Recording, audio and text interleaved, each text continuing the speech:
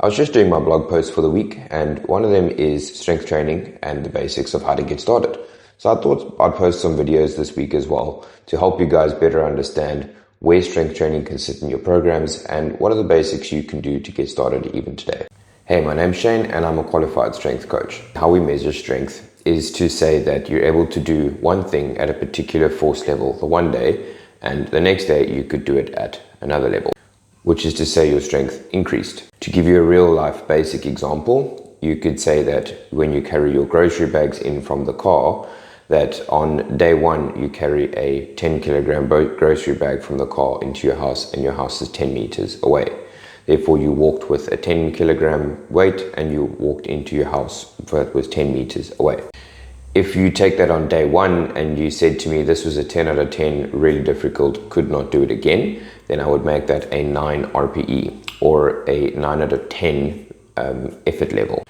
But if you were to continue doing this, you would build strength in that basis. So by day 5, you would say it's probably a 5 out of 10 RPE or perceived rate of exertion. To take that example into a gym, for example, you could be bench pressing, and if you started on bench press with a baseline of 40 kilograms for 5 reps, and in a month's time we did 40 kilograms for 10 reps, or we did a higher weight for more reps, that would be how your strength increased. So how to implement this? I like to start with absolute basics. So within my programs, I always start with baseline exercises, like for example, push-ups, squats, deadlifts, bench press. These are exercises that are fundamental in the core of what we do as human beings outside of the gym as well. So my advice to new clients is always to pick 3 exercises and start there. Build a baseline and figure out where you're starting. Now, because you built a baseline, you have something to work off going forward. So in the next week or the next 2 weeks, the next month, you can measure your progress based off of that baseline. And obviously you can always go up from where you were.